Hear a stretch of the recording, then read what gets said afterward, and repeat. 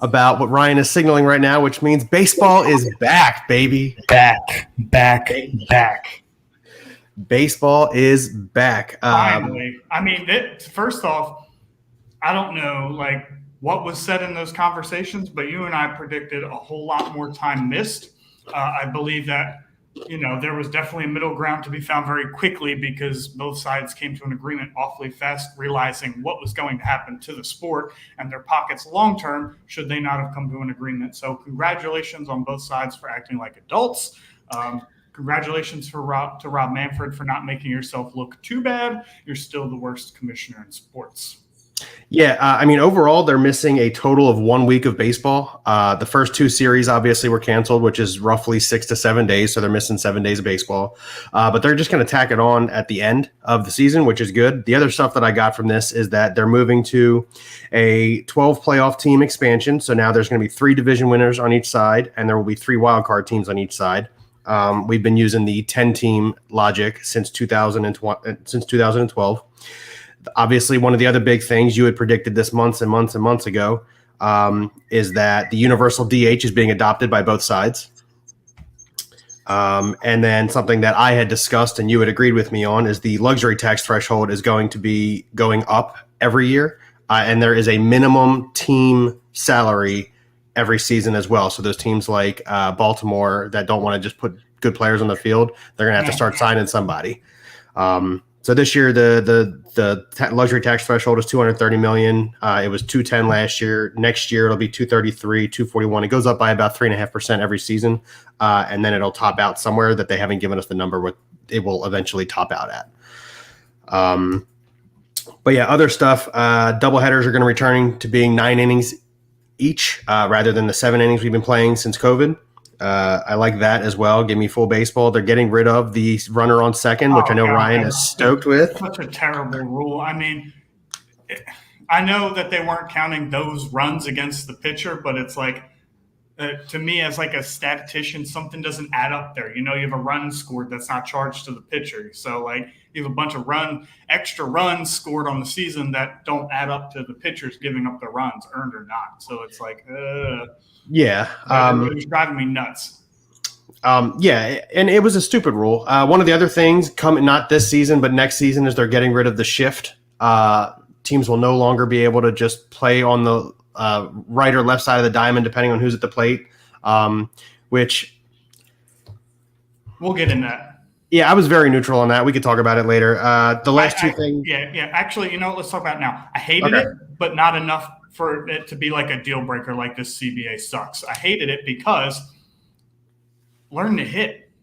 Learn to pepper the field. For years, good hitters were hitting the ball where people weren't. So what's so difficult about learning to hit the other way, which is something they've been teaching for years in T-ball and, in the little leagues, that's something all hitting coaches preach is learn how to hit the other way. So what's the struggle for somebody getting paid millions of dollars to do it? Deion Sanders, this isn't baseball related, but said he won't coach in the NFL because he can't accept the fact that, people get paid millions of dollars to not do their job. Your job as a hitter is to hit the ball where people aren't. Granted, sometimes it's over the fence, but to me, it just doesn't make any sense. I hated it. It was part of the game. It's a good strategy, but at the same time, it's not a deal breaker for me. I'm very against it. I kind of agree with Trevor Bauer. If we want to make it easier for hitters, let's just start banning breaking balls and changeups and whatnot. Just start straight. Yeah, I like that Justin Bauer is still very active on Twitter right now. Yeah.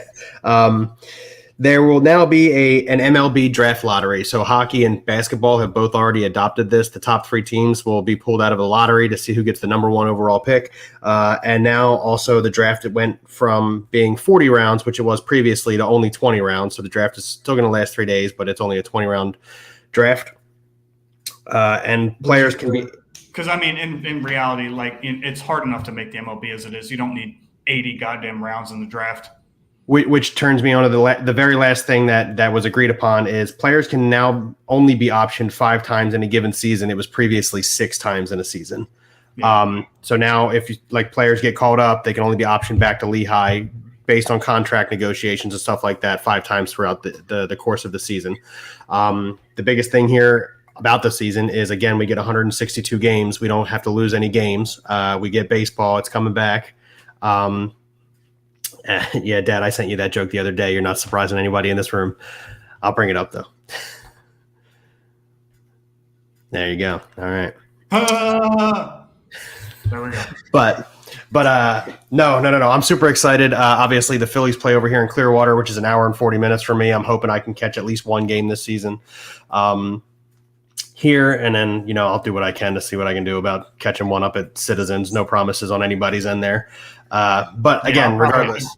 Probably be more easier for me to make my way to Florida and Atlanta and whatnot. So correct. Yeah, same. So hopefully we'll have photos and stuff for you from BSing for some games coming up. We're both stoked that baseball's back. Speaking of baseball. What are you surprised about the most that they agreed upon? Honestly, I think it was the 12-team playoff that surprised me the most. Apparently that was like a huge negotiating thing. Like the Players Association wanted to go to 14 games and the MLB said no.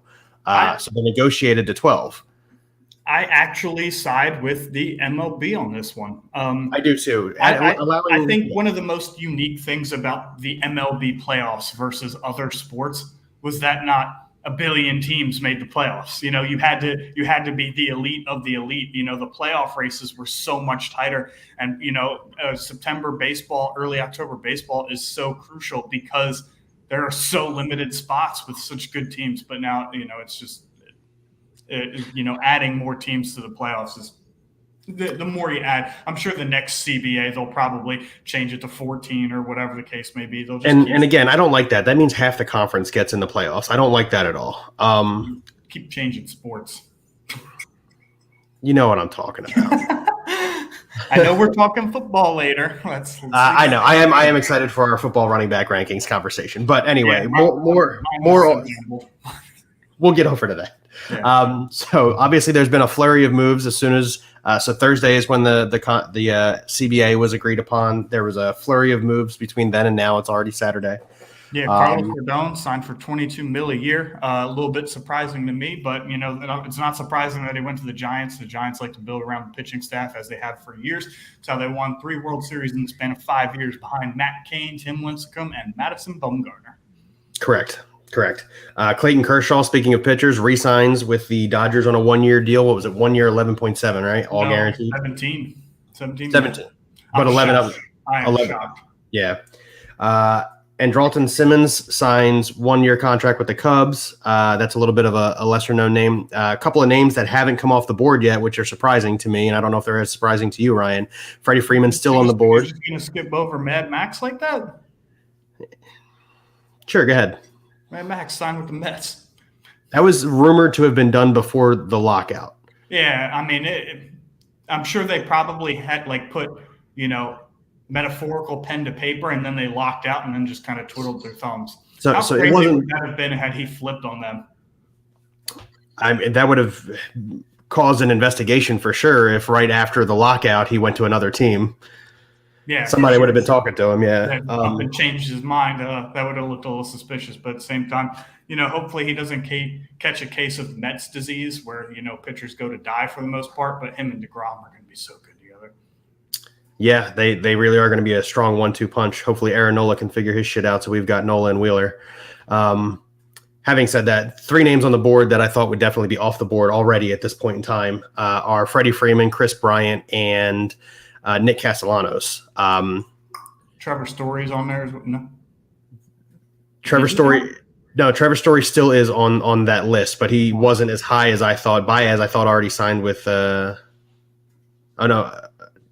is a Met.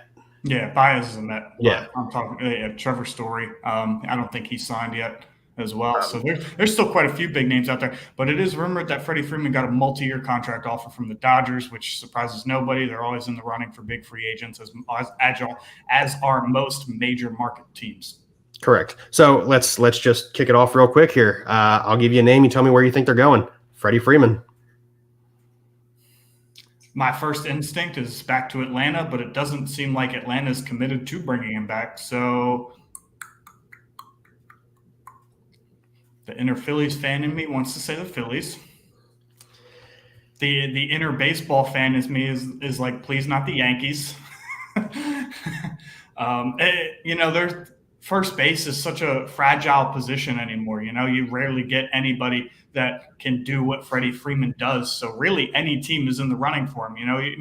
Most nowadays you think about a first baseman, you think about a guy with pop, doesn't really hit for average well, doesn't, field really above average level play at best. Anybody would covet Freddie Freeman. So all 30 teams are available at the moment. Anybody who's willing to shell out the money. I know that's not a direct answer, but that's the truth. That's fine. I actually want to address this. So I read the report when the Dodgers offered the contract to Freddie Freeman. I didn't read how much they offered. Obviously, they keep those things under wrap until either he signs or doesn't sign, and then they can spread the rumor of what they were offering. However, I did read that Freddie Freeman's camp did not show a ton of interest in the Dodgers. Not saying it would surprise me if he went to the Dodgers. It would surprise me. Yeah, I agree that I think the Dodgers would surprise me. Now, teams that are not out of the running, if they still have the cap space for it, the Giants, the Reds aren't totally out of contention. They can make a run for him, especially if they lose Castellanos. I could think going to Cincinnati just because it's such a hitter-friendly ballpark. Yeah, exactly. And again, the Philly fan in me is saying that the Phillies really have a good position, especially now with the universal DH. They can take turns playing Freddie Freeman and Rhys Hoskins, and they can both be in the lineup. No, there's no taking turns. Freddie Freeman is a far superior defender to that of Rhys Hoskins. Rhys Hoskins would play first base 5 times that year. And we're not MLB Network, Dad. We're BSing sports, and that's why we talk. Yeah, well, MLB Network thinks all big free agents are going to go to all big market teams, which for the most part is true. However, there's always a surprise. And I think if Freddie Freeman was dead set on going to a big market team, he would have by now, because I'm sure everybody was picking up the phone for him when free agency first started before the lockout. Yeah, and I agree with you there, Ryan. The other thing, to my point, I understand that you don't want Rhys Hoskins and Freddie Freeman taking turns at first base, but if Freddie Freeman needs a day off, you don't have to take him out of the lineup, is my point. Yeah, no, I'm saying I don't think there's a taking turns that's too loose. That's fair. Rhys is going to play first base 5 to 10 times if Freddie Freeman comes here at most. Okay, and I agree. But yeah, those are the 3 teams that I really looked at and said, okay, these are the 3 teams that are probable to sign Freddie Freeman, in my opinion. Philly's got some cap space, or not cap space. They got some, payroll to play with now because of the CBA. And that's why I think they're going to make a push for 1 or 2 players because of how quiet their camp is right now. Everybody's quiet, though. The lockout just ended. I mean, outside of the Dodgers offering Freddie Freeman a multi-year deal, none of those top 4 free agents have signed. No, and there's no real interest in them either. No, I haven't heard any rumors really about Story. There's always teams being thrown around, but there's no real interest, connecting the Dodgers to Freddie Freeman. There's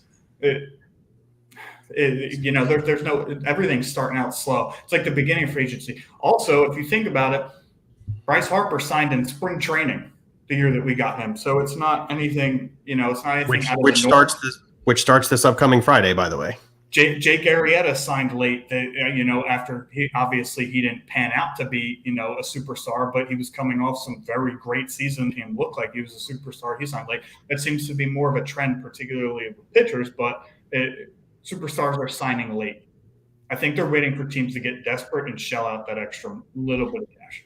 Which wouldn't surprise me if there's a slurry of signings next week. It wouldn't surprise me. Not this upcoming week that we're about to be sitting in. I'm talking after spring training starts and we've seen games, it wouldn't surprise me to have a flurry of signings right after that.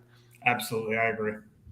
But let's move on to the topic at hand that we've been talking about for a week, discussing, going back and forth on.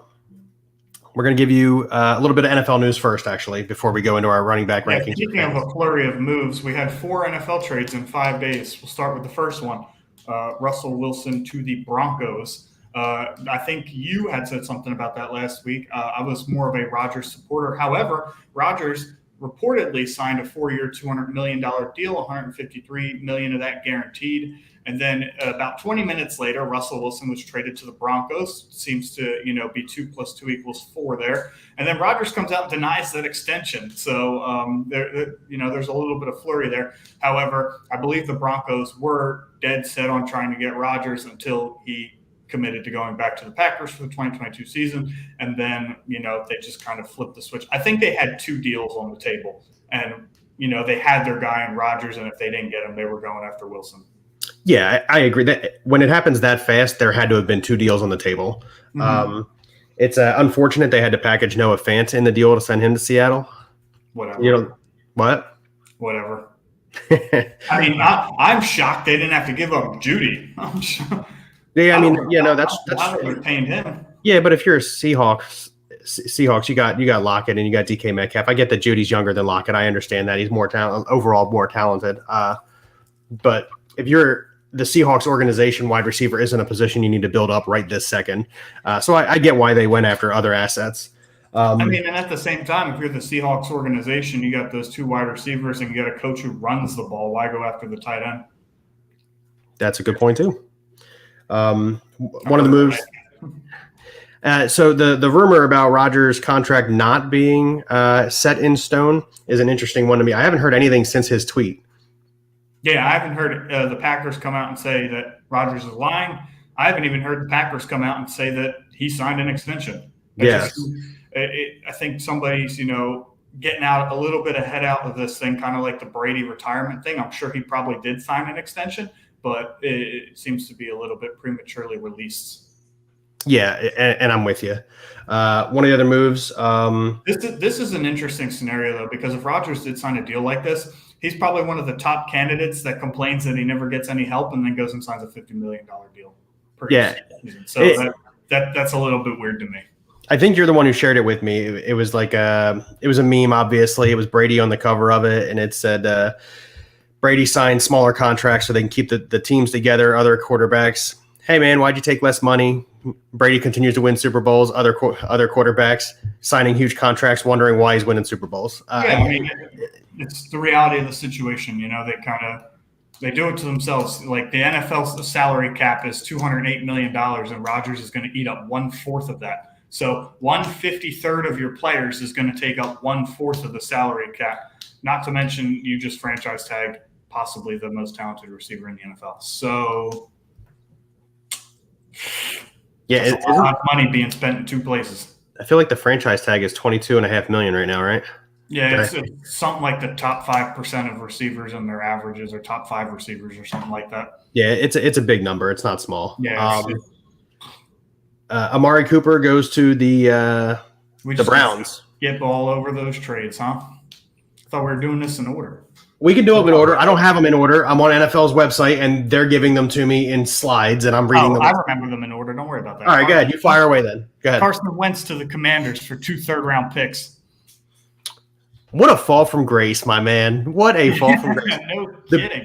Also, go ahead. I'll let you go on your rant for a little bit because I got something too. My rant is actually from the Colts side of it. So Philadelphia is sitting here with Jalen Hurts and Gardner Minshew on the roster, and I just read from Elliott Shore Parks that the general manager of the Colts reached out to the Eagles about Gardner Minshew.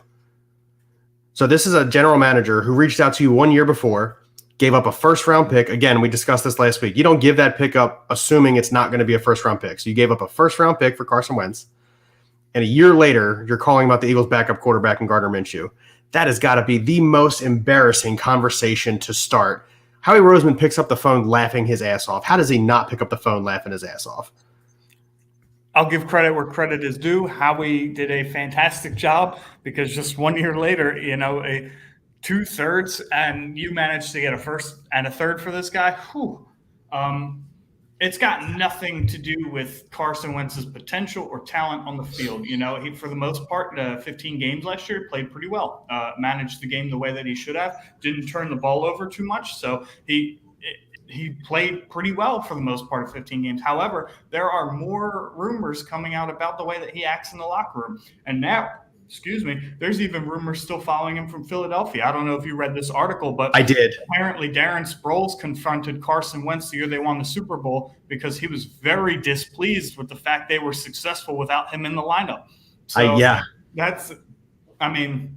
that's scary if you think about it. If, hearing all these rumors at first, I didn't believe them. I was like, I'm going to be a little skeptical. But the more that it keeps coming out in 2 separate locations, the fact that Frank Reich turned on his golden boy and they went ahead and dealt him to Washington tells me there's a lot of truth to this now. It's not a coincidence anymore. It's not just the Philadelphia media smearing a guy that they traded away. It's this guy's probably an actual problem in the locker room. However, from a talent aspect, Terry McLaurin is now playing with the most talented quarterback he's had in his whole career. Carson Wentz playing with the best wide receiver he's had in his whole career. He is. He hasn't had a single wide receiver in any year receive for more than, I think, like 500 or 600 yards. He's also the only quarterback in history to throw for more than 400 yards without a single 500-yard wide receiver. That was in one season, and Michael Pittman just had over 1,000 yards in a season. Michael Pittman just had 1,000 yards? Yeah. Okay, well, then whatever I just read was from prior to this season. Yeah, I'm pretty sure Michael Pittman just had over 1,000 yards. I mean, he was wide receiver 17 in fantasy. You don't do that. And you could be right, and I maybe read something that was outdated. That's why I said it was nobody on the Eagles that he's ever played with, but I could make the argument that Michael Pittman's a more talented receiver than Terry McLaurin. Okay, we can make the argument. I don't know if I would side with it. I think Scary Terry is a better wide receiver, but it's worth discussing next week. Either way, Terry and Antonio Gibson get benefits from this. Correct. Logan Thomas will get a benefit from this if he re-signs with Washington. I think Washington's offense as a whole gets a little bit of a boost, and at the same time, I'm going to say Washington actually made out in this trade. The Colts are double losers because, first of all, they gave up a first and a third for this guy, and then a year later turned him around for 2/3. So congratulations, you got your third-round pick back. But now you got to go back on a quarterback search in a year where the draft class isn't that great. So now you're going to have to pay again to get another quarterback. And on top of that, Washington, makes out they improved the quarterback position from nothing. Literally nothing. Just ate a lot of money. Yeah, paid a lot of money for a rental. That the Colts really got the short end of the stick here. And quite frankly, just looking at the talent and hearing the rumors about how Carson was in the locker room, you would have thought maybe Frank Reich didn't think that was true because he would have been in the same locker room, or maybe he thought that he could tame those rumors, but apparently that was not the case. Yeah, man, our golden man of God is apparently a hater. It's again, what a fall from proverbial grace there for Carson Wentz. This is turning out to be one of the worst 1-2 overall picks in the draft for two very different reasons. One, because Jared Goff isn't talented at all, and then secondly, because Carson Wentz just seems to hate on anybody that does better than him. I actually wanted to. Bring up that comment. That's actually a good one. Yes, he goes 11-5 his first season with an old, outdated Phillip Rivers, Jacoby Brissett combination. He goes 9-7 down 9-8. Yeah. The following season with what was supposed to be Carson Wentz. Let's keep in mind that Frank Reich isn't the person who makes the trades. General manager is. General manager makes the phone call. General manager makes the deal. Huh? Chris Ballard, thank you. Makes the phone calls. Chris Ballard makes the deals with Howie Roseman. Howie Roseman fleeces the crap out of him, and that happened. So yes, to answer what I believe your question is, yes, I believe Frank Reich's job is safe, at least for this upcoming and maybe the following season, depending on how well they don't do without a quarterback this year. Like I said, they kicked the tires on Jimmy Garoppolo. They're kicking the tires on Gardner Minshew. So we'll see what happens there. I've heard Garoppolo. I've heard who was the first name you mentioned? Garoppolo. Yeah, and then Garoppolo. Minshew. Yeah, Minshew. I've heard an array of quarterbacks going anywhere. I've heard Derek Carr. So I've heard Derek Carr to the Browns most recently. I heard the Browns are going to make a pursuit for Derek Carr. That's going to be an interesting one. Keep an eye out on that. However, going back to Frank Reich, I don't think his job is safe past. I don't think that he'd get fired midseason, but if they miss the playoffs again in a division like that, nope, go on. Yeah, that division is real weak. You know what? I'll change my answer. Yeah.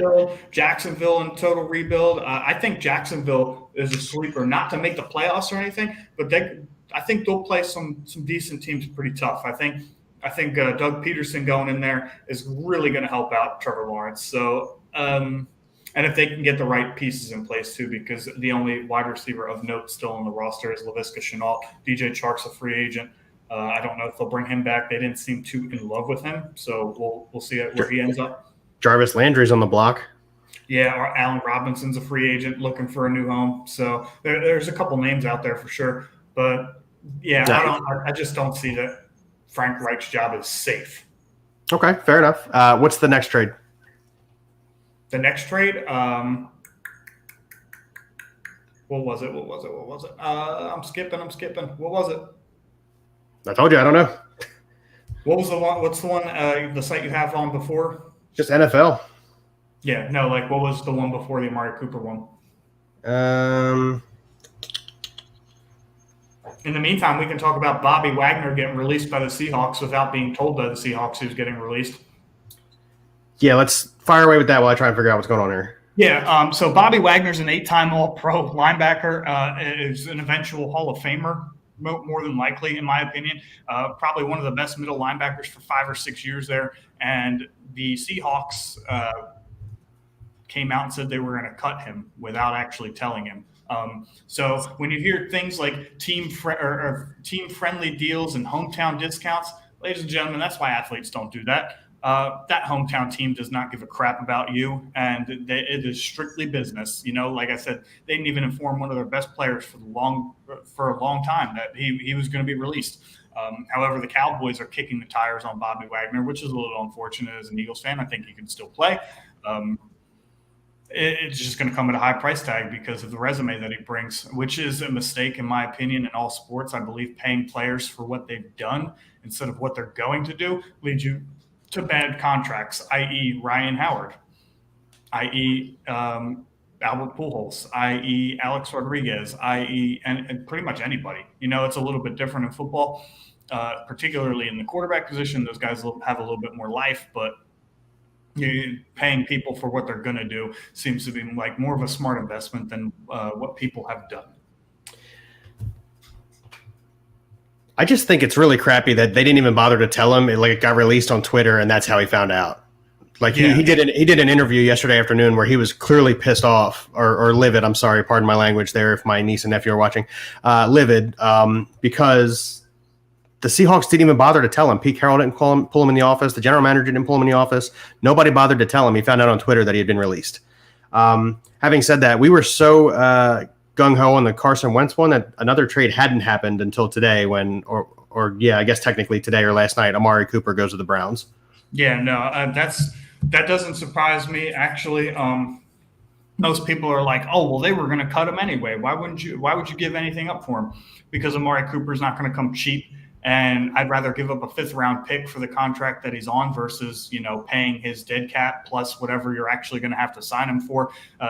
It's a little bit less of a bidding war if you give up a 5th-round pick for a guy, and you make that trade all day. Yeah, I'm with you. More of a win-now team, and it's not like Amari Cooper's terribly old anyway. I agree with everything you said. I got nothing to rebuttal that. Yeah, I think most people are looking at it from the aspect of, oh well, they were just going to cut him. Why don't you just sign him? Yeah, the Browns and about 12 other teams would have been in a bidding war and ended up paying about $25 million for him. Correct. Yeah, they definitely make out on this one. A 5th and a 6th, or 5th and a 4th and a 5th this year for Amari Cooper and a 5th this year. They definitely made out. So good for the Browns on that one. That obviously makes the Khalil Mack thing. Khalil Mack to the Chargers. That's what. Yes, we did miss that. I apologize. That's what I knew. There was 3 trades in 3 days. There was a skit, and then there was the Amari Cooper one. It's Khalil Mack to the Chargers. Okay, yeah. So Khalil Mack joins Joey Bosa and Derwin James on the Colts defense, giving them the firepower to battle the Russell Wilsons and the Patrick Mahomes in that division to try and make a run for it. It's a good trade, in my opinion, for the Chargers. The Bears have openly shown their hand. They're in a rebuild spot now, and that's where they're at. Yeah, and I kind of like the offensive pieces that they have going on over there. Darnell Mooney really came and showed out this year when Justin Fields was playing, so they could develop some kind of connection. David Montgomery, is a solid running back who's still very young, and we're going to get into running backs here in a little bit. I like some of the offensive pieces. The defense is aging a little bit. Eddie Jackson's getting up there in age. So it's time to move on from those guys. It's time to start fresh, deal any pieces that you may have that would return some value, and move on in Chicago, because hearing Aaron Rodgers staying in Green Bay for potentially 4 more years means 4 more years of not winning the division. Yeah. And the Vikings are still a little too talented for you to catch them either. Yeah, a lot of rumors coming out of Minnesota that Kirk Cousins is very much being shopped. There was a false report the other day that you and I had discussed very briefly. Tua Tagovailoa and the Dolphins had decided to send Tua and a pick to Minnesota for Kirk Cousins. It turned out to not be true. That'd be the worst trade ever anyway. I'm not a Tua fan, but one, that's a lateral move. Two, why are you giving up a pick for a quarterback that's 10 years younger or 10 years older? Yeah. Which again, I'm glad it turned out to not be a true trade. I'm not a Tua fan. I've discussed it many times. I'm not a huge fan of Tua. I put them both in the class of game manager. Kirk Cousins is a game manager who still manages to throw for 5,000 yards a season. Now, part of that is the talent that he has around him. JJ, Thielen, and a couple years ago, Diggs. Or no, he never played with Diggs. He played one season with Diggs. Yeah. But the talent around him, Kyle Rudolph, is obviously Dalvin better. Cook, pass catching back. Yeah. Dalvin Cook. Yeah, we're gonna talk about running backs. Dalvin Cook is a pass catching running back. Kirk Cousins has a lot more talent around him, in my opinion, than Tua Tagovailoa does in Miami. Not to say that they're not talented; they're just not as talented as the talent that Minnesota has. Well, I classify Kirk Cousins more of a game manager, because in those seasons where he was throwing for 5,000 yards, he was going 7-9. Yeah. But if he manages the game, hands the ball off, makes a couple decent throws, they tend to be a little bit better. But if you put the game squarely on Kirk Cousins' shoulders, it's not going to go very well most of the time. Yeah, and I concur with that. You ready to do these rankings? Yeah, sure. All right. You want to start? I'll let you go with your number one. We're gonna just for everybody to know. Last week we did quarterback fantasy rankings, and these are just mine and Ryan's opinions. You can either listen to us or not. Mets are building an army of a rotation. They have acquired Chris Bassett from the A's, who actually surprisingly had a good season. Most A's pitchers do. What did they give up? A right-handed pitcher, JT Ginn, and Adam Aller. So a couple prospects. That doesn't surprise me. I mean, that seems like a very Oakland Athletics move. Give up a pitcher you bred and is solid to a team for prospects. Sounds very Moneyball-esque. Colts apparently are kicking the tire on Kirk Cousins. There's going to be a lot of rumors going around, because there's a lot of teams that need quarterbacks, and this is not a good draft class. So yeah, that's true. That's kind of where I stand on that. You'll just see a bunch of rumors flying around. We can talk about the rumors, but really anybody's open to go anywhere. I mean, Christ, they're talking about Marcus Mariota and Mitch Trubisky getting starting jobs again. That's a good point. Last week. Yeah, go ahead. JT number one. I don't think that needs really much explanation. This is based on like a dynasty aspect too, by the way. But even if this was like a redraft season, JT's still number one in my eyes. Colts have a good running game. Like, they just have good offensive line, and they're going to be having a brand new quarterback who, at least for the first few weeks, probably won't be asked to do a whole lot. So, yeah, you're talking a guy who had 20 total touchdowns, and he missed a handful of games. So yeah, Jonathan Taylor, hands down, 1,800 rushing yards. He played 17 he played all 17. He didn't miss any games. I'm sorry. 332 attempts. No. 17 games, 332 attempts, 1,800 yards, over 5 yards a carry, 18 rushing touchdowns. He had 40 receptions to help him as well, and 2 touchdowns on that. 332 attempts. He fumbled the ball only 4 times. I mean, that's phenomenal. Complete all-around back. He holds on to the ball. Absolutely. He can do anything. He can pass, project, pass. He can catch passes. He's got good speed in the open field. He can make the move. He can run guys over. Jonathan Taylor is the complete package, and a very young one nonetheless. So that being said, who's your number 2? Number 2 for me is the running back out of Cincinnati, Joe Mixon. From a dynasty aspect? From a dynasty aspect, yes. Joe Mixon is still relatively young. He played 16 games last year, 292 attempts, 1,200 rushing yards. He also added 42 receptions, 400 yards receiving, and 3 touchdowns. From a dynasty PPR league, because that's what all of our leagues are, PPR. From a dynasty PPR league, Joe Mixon stands out as a. Now, I also should probably preface this with my 2, 3, and 4. I switched all 3 of them around a lot, but Joe Mixon number 2 for me. Wow. Maybe I should have sold Joe Mixon to you, and no chance I'd have maybe gotten more in return. Although I got a pretty sweet deal out of that. My number 2 is Naji Harris from Pittsburgh. First and foremost, he was just a rookie. And he got over 80% of the backfield touches for the Steelers. So he is by far the clear-cut candidate for touches in the backfield, unchallenged for those. And he produced despite, being behind a porous offensive line. Now, my 2 and 3, I could have flip-flopped, and I probably should have, because Ben Roethlisberger being there probably meant he got a little bit more screen work, a little bit more handoffs than he normally would have. However, I can't expect that his production and volume is going to change too much. And the fact that he's still young, and again, a complete back who can run guys over, has a little bit of speed, and he plays a part in the passing game, it's hard to ignore. So volume. So the reason I went with the 2 guys that I have Harris at 4. The reason I went with the 2 guys that I have ahead of Harris are strictly because Harris did not get the red zone opportunities, and it may go up with a better quarterback. But he didn't get the red zone opportunities that you need as a running back in a dynasty sesh to like stand out, putting up points week in and week out. He had 10 total touchdowns. I do have Mixon on my list, and I'll give you why I don't have him as high as you when I get to him. But okay. I have a feeling our number 3 is the same then, just based on your observation, what you just made. So go ahead. Is he playing with your boy Herbert out in Los Angeles? Wow, no, you and I have a very different list. I told you that in the text message. I've got Austin Eckler. Wow, yeah, you have a lot of age up there. I do, but they're still not super old. 20.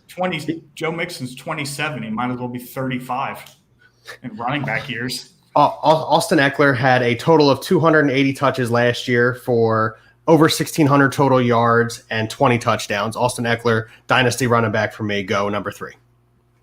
DeAndre Swift from Detroit. Same thing as Naji Harris, except his quarterback is slightly more talented. He catches passes. He's going to get most of the work. Granted, he's dealing with some injuries, so Jamal Williams got some touches. However, he produced talent-wise a little bit more with his touches than Naji did. So I think I got to go DeAndre Swift number 3. If Detroit continues to use those first-round picks to build around him, he's only going to get better. And running back is the least of their concerns at this point. They're looking quarterback, they're looking wide receiver, they're looking offensive line outside of left tackle. So they've got pieces to put around DeAndre Swift to make him successful, and he's only 22 years old. That being said, I've already told you Harris is my 4, so go ahead. Yeah, Harris is your 4. CMC is my number 4. So when CMC steps on the field, he lights out. He's going to get you 30 points a game, at least 25. You can bet a bag on it. Last 2 seasons, he's played, 5 games maybe, which is a bit of a concern. However, he still is only 25 years old. And he's gotten a lot of work, the previous 3 seasons that made him, the clear-cut running back 1. However, I think essentially taking these last 2 seasons off will kind of give him a little bit of a reset and give him another 2 to 3 years of some solid running back 1 play. And like I said, at 25 years old, and it doesn't really matter the circumstances. He's been playing with some pretty bad quarterbacks behind not great offensive lines, and he's still done what he's been able to do. So. Yeah, I've got Christian McCaffrey running around at number 5 for me. You're talking a guy who averages, when he's healthy, over 100 receptions, over 250 carries a season, and he's not like. Yes, he is small, but he finds ways to overpower guys and get in the end zone. 17 total touchdowns and a 4.5. Well, if you really think about it, 3.5-year career. Because the seasons have been cut so short. So, yeah, Christian McCaffrey for me, for a lot of the reasons that you said, when he's on the field, he's the best player on the field. And for that reason, he does still, even with all the injuries, sit at number 5 for me. Number 5 for me, Javonte Williams.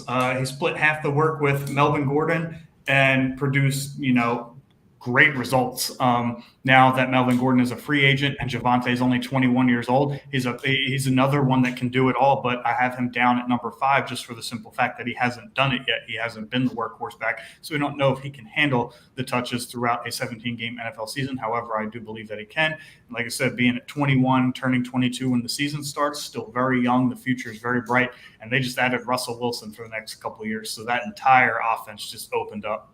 I do have Javonte Williams on my list. He's lower, and I'll get to him. Now, my number 6 is a 6 and a 6A. I couldn't put either of them lower than where they are. So number 6 for me is Nick Chubb. He only played 14 games, but in those 14 games, 228 rushes, 1,300 yards, 8 touchdowns. He caught very few balls for 174 yards and 1 touchdown. The reason he's 6 and not any higher is because he does split a lot of his time. Is Kareem Hunt still there? Yeah, splits a lot of his time with Kareem Hunt. The last year of his contract. And because his touchdowns, again, are kind of low. So for me, Nick Chubb is 6, and then 6A is DeAndre Swift. So my number 6 is Antonio Gibson. The only reason I have him at number 6, one, he's another young running back, 23 years old. Not on my list. Who can catch passes when he needs to.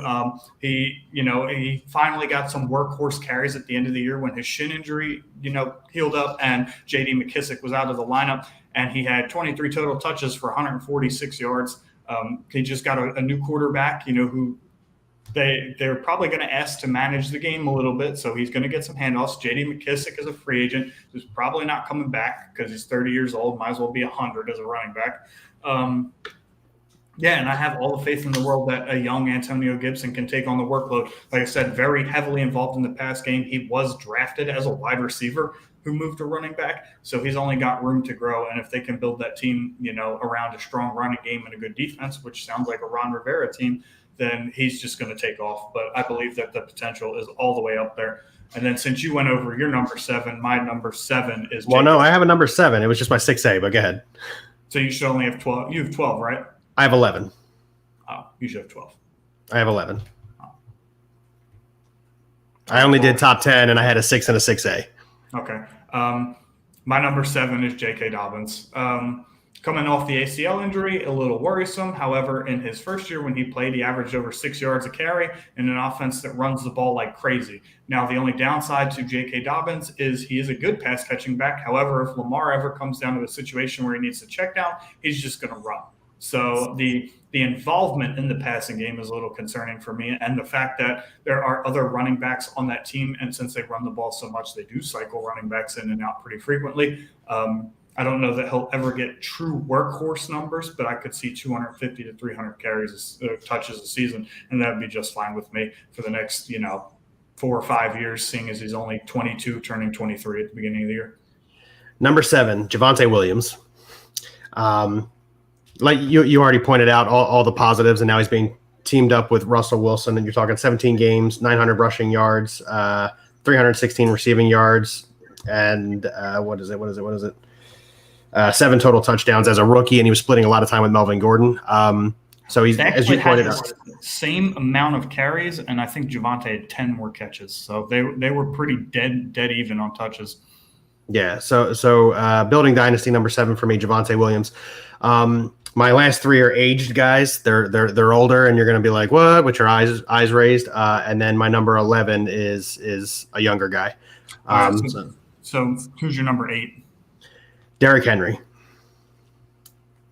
Not even on my list. I figured as much, but I understand with the injury that he had this past season, he could come back and not be the same running back that he has been in the past. However, unless he shows signs of it, he's got 3, maybe 4 more years on them legs, and I'm taking all of them. So yeah, number 8 on Derrick Henry for me. I think just being 29 years old at this point, and that injury, it's not a significant injury, but it is an injury nonetheless. And granted, he is a bit of a bigger build, but his lack of involvement in the passing game and the fact that he's 29 years old turns me off. When he's on the field, he's great. However, I do not believe that he has the same 3 to 4 years of life left that you do. I see some, bottom tier running back 1 around the 10 to 12 area for maybe the next 2 years and then fall off after that. My number 8 is Nick Chubb. Chubb's 25 years old, and Chubb is Derrick Henry. He just misses 2 or 3 games every year. What I mean by he is Derrick Henry is he lacks involvement in the passing game, but he's a great runner who's probably got close to, if not over, 5 yards a carry in his career. Very underrated runner, which is saying a lot because he's a top 10 guy, consensus. And like I said, he's got age on his side. He's only 25 years old in an offense that loves to run the ball. And this will be probably his last year with Kareem Hunt over his shoulder, as Kareem Hunt will hit free agency next year. So the future is brighter for Nick Chubb. I'd say about 3 to 4 more years of running back one talent.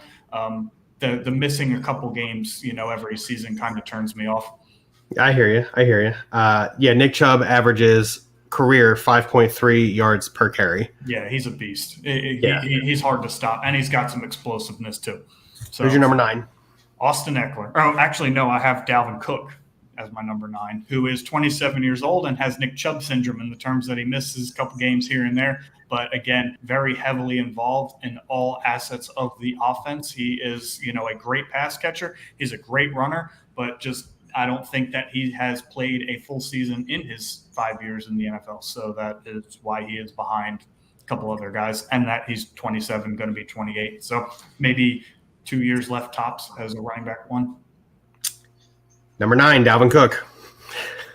Yeah. I mean, he's just a little old, and he's already, throughout his career shown flashes of injuries. So yeah, you're talking. He played 13 games last year, 1,200 rushing yards, 224 receiving yards. He was really, really low on touchdowns, but a lot of that had to do with the performance of Kirk Cousins and the Vikings as a whole.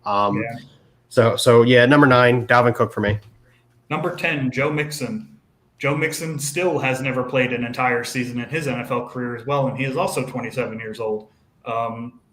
The talent is there. It finally all came together last year, the ability to run at the goal line. He was getting all kinds of touches. I think Joe Burrow taking the leap that he did opened up the offense for Mixon. Jamar Chase being there. I think that offense as a whole is great. However, Mixon, like Dalvin Cook, has shown some injury history, and he's going to be 28 during the season. So he's a little bit older for me as well. The running back one talent is there for maybe another year or two. Same with Dalvin Cook. Number 10, Cam Akers. Coming off the injury, he played really well. We're not even going to talk about that, Dad. Cam Akers played really well there when he was playing in the playoffs. He played pretty well down the stretch coming off that injury. I think he only gets better. The whole Matt Stafford dynamic. Keep in mind that Robert Woods is still on the roster. You've got Odell Beckham Jr. still over there. You've got the best wide receiver I've seen in many, many years in Cooper Kupp out there. The tight end, Tyler Higbee's still out there. That offense is going to be just as good, if not better, than it was last year. And Cam Akers is the bell cow back on that team. So number 10 for me is Cam Akers.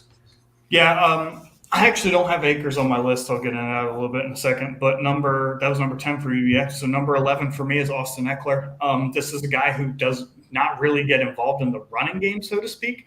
A lot of his work comes from the pass game, which is not a bad thing, especially in fantasy. However, he's a little smaller, a little more fragile, and he's not necessarily on the field as much when they take the lead. And the Chargers are only going to get better as a team. So I think the fact that he kind of splits the rushing work is a little bit of a turnoff for me. He's still only 26 years old, but some lingering injury history with his hamstrings, and the fact that he doesn't get as much running work as the other backs is why I have him lower on the list. All right, who's your number 12? So I have 3 names that I'll say: Saquon Barkley, Alvin Kamara, and Cam Akers, and none of them made the top 12.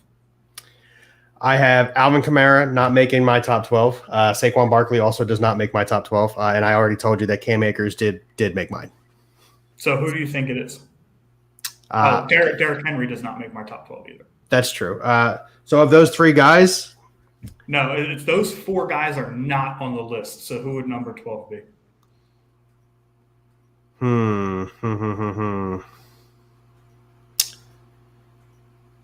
Trying to think of young running backs because that's how you play. For Dynasty, I love young running backs. Are you looking at Isaiah Spiller, depending on where it goes? No rookies, actually. I went with this time. There's one rookie that might crack the top 20, and that's Breece Hall. But okay, I don't know. What do you got? David Montgomery. You and Timmy are so high on Monty, and I get it. I see the production he puts in week in and week out, but for some reason, I just can't get behind it. I don't have him ranked nearly as high as you guys do. Here's a few key points as to why I have David Montgomery in my top 12. One, he's 24 years old, been in the league 3 years already. 2, last year, he missed a couple games and still finished as an RB2.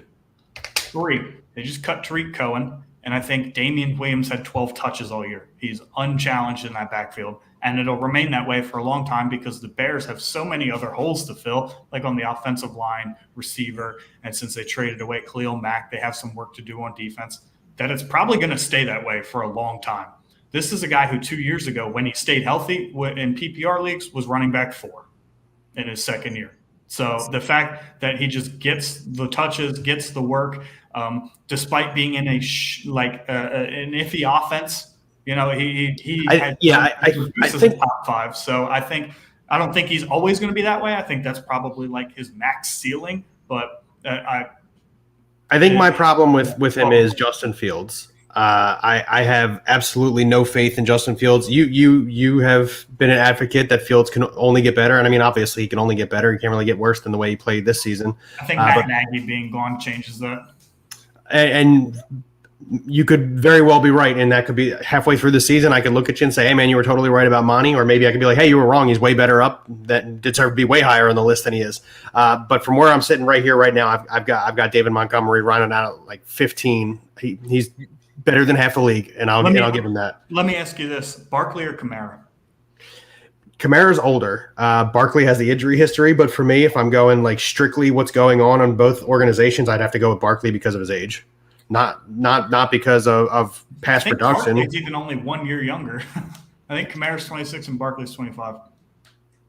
Kamara's only 26? Yeah, he's just been in the league for 5 years. Yeah. All right, well, I made a mistake there. I thought he was older. However, I would also choose Barkley just for the simple fact that the Bills offensive coordinator from the last 2 years is now the head coach in New York. And I think he has been desperately missing a key running back piece, and seeing as his quarterback, no matter who he picks up, is not going to be as good as Josh Allen. I think they're going to try and flow that offense through Saquon. Now, the injury history does concern me, so if he gets a lot of touches, I'm afraid he won't last. But if he can stay healthy in that offense, I could see him cracking the top 12. I think the potential's there. The potential is definitely there. However, if I had to list those 4 names that I didn't put in, I would probably I'd probably go Cam Akers, Saquon Barkley, Alvin Kamara, Derrick Henry. I'd actually probably throw Josh Jacobs in front of Derrick Henry. Josh Jacobs was an interesting leave off of my list, and I think it's the same situation that I just said about David Montgomery. Is I don't trust the quarterback or the offense on that team. I think the new offensive coordinator over there the new head coach, Josh McDaniels, will probably get him more involved. Until I see it. It is worth noting another running back that came on really, really strong the last 4 games of the season. You just happened to mention the Buffalo Bills offensive coordinator last year, now being the head coach of the Giants, Devin Singletary. If he continues the production that he had the last 4 games of the season last year, he's going to be somebody to look for. I don't think they're sold on Devin Singletary. I think no, they definitely draft somebody. Oh yeah, I think if Hall's there, they get Hall. If Hall's not there, they go Spiller. I think they take one of the big 3 running backs, so to speak, with Breece Hall obviously being the lead candidate, but Kenneth Walker and Isaiah Spiller are kind of right there. Yeah, I'm with you on that. Running back in this draft, there's not too much star power. Yeah, I'm with you on that. So that pretty much does it for what I had written up. Yeah, no, I'm pretty good on what we got going on here. Any closing remarks? I'm just I almost dropped the F-bomb there. I'm just really excited that baseball is back. I know, man. I'm stoked. It's gonna be so nice to watch baseball, hear the crack of the bat, pay $30 in double fist beers and $12 hot dogs. I'm so stoked to pay $50 to park. This is gonna be exciting. It is gonna be exciting. I look forward to you coming down and us catching some games. Yeah, we can meet up in Atlanta too. Meet up in Atlanta. That's right. Yeah, it's a 6-hour ride from here. But we'll figure it out. But anyway, everybody, thank you for hanging out with us. As always, we're BSing Sports, where we do a little BS and we talk a lot of sports. We're doing wide receivers next week, which will probably be a little bit more of an interesting conversation because there are a lot of wide receivers. Yeah. So, I mean, running back was pretty interesting enough. So there's a lot of young names depending on how it goes. Yeah, I saw that. Awesome. Thank you, whoever you are. Absolutely, 100%. Thank you for the comment. But that's going to do it all. BSing Sports. Bill is here with me as most of the time, and then I am Ryan. So talk to you later, guys. Thank you for the fan interaction, and we will see you guys next Saturday, probably around the same time. Absolutely.